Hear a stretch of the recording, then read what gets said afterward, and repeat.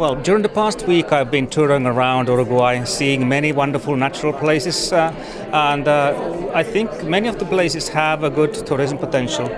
One of the big challenges is that there's a very intensive land use on agriculture and specifically also on tree plantations, which is competing with tourism.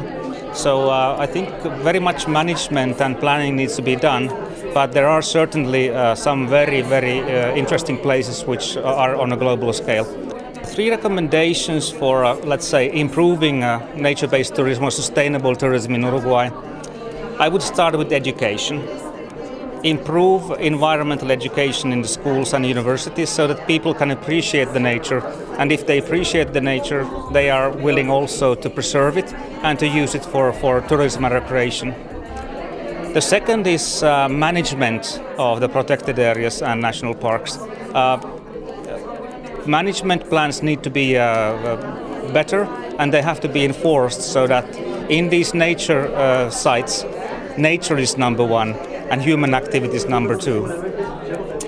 The third is maybe to create a product where you combine culture and nature, because now when most of the landscape is man-made by either grasslands or forest plantations or so forth, it's not really good to try to get people here only for pristine nature, but instead of the combination of agriculture, tourism, because much of the flora and fauna now in Uruguay is dependent on the traditional cattle grazing.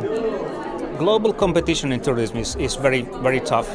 The further away you are, the larger areas you start to think. I think also from here, if you look from Uruguay and you're planning to go to Europe, you're talking about Europe, not only one specific site or destination.